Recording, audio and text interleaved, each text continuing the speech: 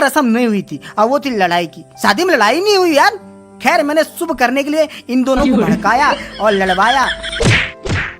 खैर जब शादी में लड़ाई की शुभ रस्म हो गई तो मैं ही इन दोनों के बीच में लड़ाई रुकवाने के लिए हीरो की तरह पहुंच गया। बाकी ये कोई नहीं जानता था कि इसके पीछे की स्क्रिप्ट मैंने लिखी थी।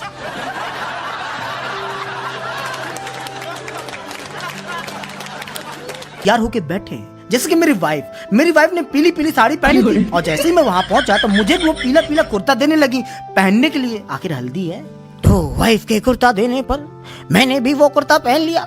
अब आप लोग बताइए कि उस हल्दी वाले कुर्ते में मैं हैंडसम लग रहा हूँ या फिर पका हुआ केला? अरे आप बताइए ना मेरी पीली परी, मैं कैसा लग रहा हूँ? आप नहीं बताएंगे तो कोई तो बताओ। नहीं, पका हुआ केला नहीं लग रहा है। पका हुआ केला तो अच्छा लगता है।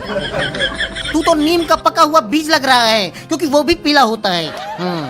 कमरा नहीं है, बस स्टैंड में खड़ी बस है जिसमें बैठने के लिए सीट नहीं है। लेकिन हमारी वाइफ बहुत होशियार है। आप लोग देख सकते हैं कि उन्होंने अपने लिए एक सीट बना के रखी है। खैर थोड़ी देर बाद सभी लोगों ने एडजस्ट किया और अपनी अपनी सीट सभी ने बना ली। अब आप देख रहे हो कि मेरी बहन अपनी जगह पर बैठी है और उनको जो हल्दी लगाने का उद्घाटन करने जा रही है ना, वो है अपनी बुआ। तो दोस्तों बुआ के हल्दी लगाने के बाद हल्दी लगाने वालों की लाइन लग गई। लेकिन हल्दी लगाने वालों की लगी लाइन को तोड़कर हल्दी लगाने के लिए आई मेरी वाइफ। तो आप लोग देख सकते हैं कि भाभी अपनी ननंद को हल्दी लगाने के लिए आ चुकी हैं। तो नियम ये था कि सबसे पहले पाँव में हल्दी लगानी है, फिर हाथ में, फिर गाल में हल्दी लगानी है। तो वाइफ नियम समझ चुकी थी, इसलिए वो काउंटिंग कर रही थी कि 1, 2 और हैट्रिक। तो वाइफ के हल्दी लगाने के बाद बहन को हल्दी लगाने के लिए आई उनकी सहेलियां। यही उनकी सहेलियां जो उनको हल्दी लगा रही हैं। ये देवा, लेकिन मैं ये सब देख रहा था तो सोच रहा था कि ये लोग हल्दी लगाने आ रहे हैं या लगान देने आ रहे हैं। मालिक कितना ही लगान लाए हैं, अगली बार पूरा लगाने चुका देंगे।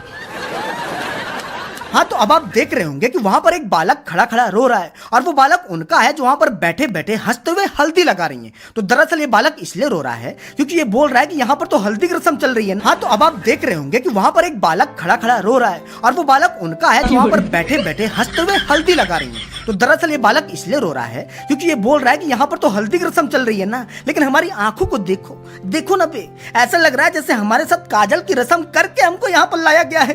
दोनों आंखों में काजल ही काजल टूट जाए मामी ने। महतारी ते हमारी दोनों आंखों में कजले काजल भरते हैं। हम तो सिर्फ बहुत गुस्सा हैं। चल पहले घर चल, हमारा मुंह धो दे। हाँ नहीं फिर कहीं आप लोग ये तो नहीं सोच रहे कि सब लोग दिखाई दे रहे हैं लेकिन मैं दिखाई नहीं दे रहा। वैसे मैं इसलिए नहीं दिखाई दे रहा क्योंकि मैं सब लोगों को दिखा रहा हूँ। मतलब है कि मेरे हाथ में कैमरा है और जिसके हाथ में कैमरा होता है ना भाई साहब, उसकी फोटो सबसे कम होती है। हाँ, सबसे ज्यादा फोटो उसकी होती है जो कैमरे वाले के बगल में खड़ा होता है। और मेरे बगल में कौन खड़ा है शायद बताने की जरूरत नहीं है। अब बारी थी हल्दी लगाने की इन छोटे मियाँ की, यानी कि मेरे बुआ के लड़के की। तो सबसे पहले तो उनको ट्रेनिंग दी गई, कोर्स करवाया गया और कोर्स देने वाले थे मेरे पापा। तो ट्रेनिंग देने के बाद इनको मौका दिया गया इंडिपेंडेंटली हल्दी लगाने का, यानी कि अपने पैरों पर खुद खड़ा होने का। तो जब इनको मौका दिया गया तो सबसे पहले तो लड़खड़ाए और फिर हल्दी कहाँ लगाई आप लोग देखना। अरे किधर लगाने को बोला था? इधर। अब बारी थी मेरी, तो मैं उस जगह पर पहुंच गया जहां पर बहुत लोग पहुंच चुके थे, यानी कि हल्दी लगाने के लिए। तो मैंने जैसे सबको देखा था हल्दी लगाते हुए, वैसे मैंने भी याद कर लिया था, वैसे मैंने भी हल्दी लगाना शुरू किया। तो बहन को हल्दी लगाते हुए मुझे ध्यान आया कि मेरी शादी में तो साला एक आदमी नहीं आया मुझे हल्दी लगाने के लिए। माँ शक्ति मत लगा माँ।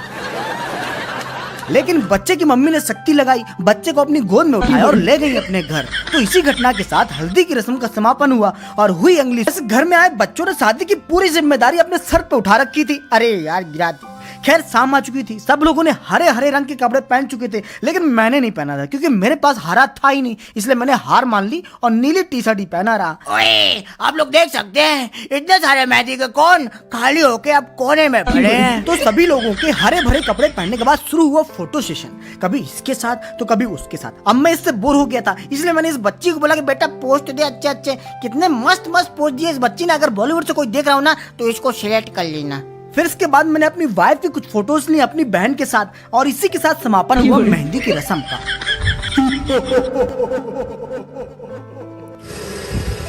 तो मेहंदी की रस्म के खत्म होने के बाद रात को 1:30 बजे बड़ी मुश्किल से मुझे खटिया मिली नींद लेने के लिए।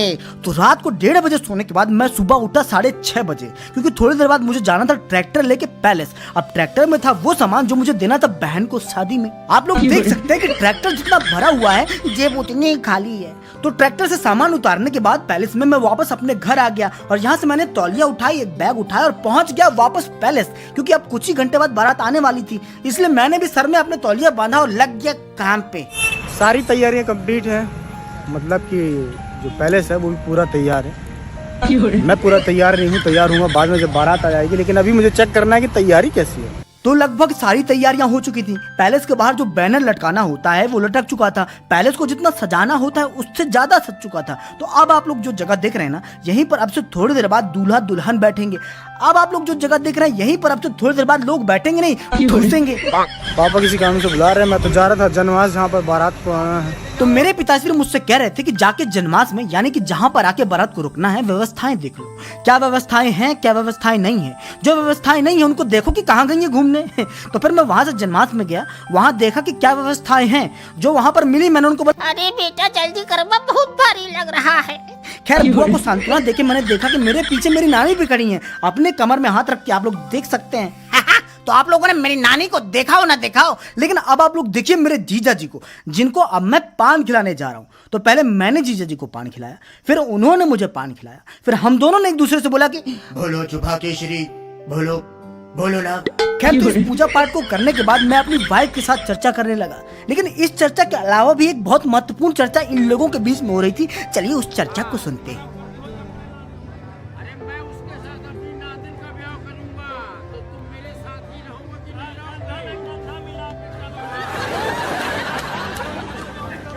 ये देवा, तो मेरी बहन तैयार थी स्टेज तक आने के लिए और मेरी वाइफ भी तैयार है, आप लोग देख सकते हैं। और मेरी जिम्मेदारी ये थी कि हाथ में इस छाते को पकड़ के इन सबके सामने खड़ा होना था, ताकि ये सब छाते के अंदर आ सके। अब यहाँ से ये इंस्ट्रक्शन दिया गया था कि भैया धीरे धीरे चलना है, और ये बोला था कैमरे वाले भाई ने। वैसे मेरी वाइफ के चेहरे के एक्सप्रेशन को देख के आप लोग समझ सकते हैं कि वो मनी मन मुझसे कह रही होंगी, अरे आपने ये छाता क्यों पकड़ा है? अपना कैमरा पकड़िए ना, कम से कम मेरी कुछ फोटो खींच सकते हैं पर्सनली। खैर इन लोग को बोला गया था कि धीरे धीरे चलना है, लेकिन इतना धीरे नहीं चलना कि आदमी का धैर्य जवाब दे जाए। हाथ दर्द देने लगा था, भैया पकड़े पकड़े। ऊपर से वो अनार फूट गया तो नीचे की तरफ प्रेशर ज्यादा पड़ रहा था। लेकिन अंततः मैंने अपनी बहन को वहां तक पहुंचा दिया जहां तक पहुंचाना था। अब यहाँ से जिनको इन्हें आगे ले जाना है वो स्टेज के किनारे आगे तक आ गए थे। आप लोग देख सकते हैं कि नीचे से ऊपर खींच रहा है, क्योंकि आगे तो इन्हीं को भुगतना है ना। कहने का मतलब है कि शादी के बाद तो सभी भुगतते हैं, चाहे ये जीजा बने चाहे मैं जीजा जब बना था, लेकिन झेलना जीजाओं को पड़ता ही है। हाँ ये बात अलग है कि ये अपने साले को उतना नहीं झेलेंगे जितना मैं अपने साले को झेलता हूँ। चुन के मिला है, हीरा है हीरा। तो ये जो वीडियो आप लोग अभी देख रहे हैं ना, ये मेरी शादी की वीडियो क्लिप है, और जो लोटे से पानी धीरे धीरे गिरा रहा है ना, यही है मेरा हीरा। कहने का मतलब है साला, मतलब कि इतना सीधा है कि जलेबी भी बोले भैया बचा लो हमको। जानी, जब सभी अतिथि स्टेज पर पहुंच चुके हैं तो देरी किस बात की हो रही है? यही जाकर मैंने स्टेज पर बोला तो कार्यक्रम आगे बढ़ा। आप लोग देख रहे होंगे कि बहन ने जीजा जी के गले में वरमाला डाली, फिर जीजा जी ने बहन के गले में माला डाली, और इसी के साथ दोनों माला और मालकिन बन गए, यानी कि मालिक और मालकिन बन गए। तो वरमाला के कार्यक्रम के समय स्टेडियम में दर्शक भारी संख्या में उपस्थित थे। अब ये तीनों जो उपस्थित है ना, जो बैठे हैं, इनमें से एक मेरी नानी है, शायद कुछ लोग पहचानते होंगे, एक मौसी है, और इन दोनों की जो पीछे बैठी है ना, वो मेरी नानी की सगी बहन यानी मेरी मम्मी की सगी मौसी हैं। इसके बाद मैं पहुंच गया स्टेज पे अपनी पत्नी के साथ वर और वधू को आशीर्वाद देने के लिए। लेकिन मुझे पता था कि कोई भी आशीर्वाद काम में नहीं आएगा। काम में एक ही चीज आएगी कि भैया पत्नी की सेवा में ही सुख है, और ये मामूली मंत्र नहीं है, न्यूटन का चौथा नियम है। नहीं होगा तो बना लीजिए। वैसे इसके बाद बाकी की शादी की रस्में शुरू हुई, जिनमें मेरी उपस्थिति जरूरी थी उनमें मैं उपस्थित रहा, जिनमें इनकी उपस्थिति जरूरी थी उनमें ये उपस्थित रहे। आप लोग देख सकते हैं कि फेरे लग रहे हैं। खैर शादी में सभी रस्में हुई, लेकिन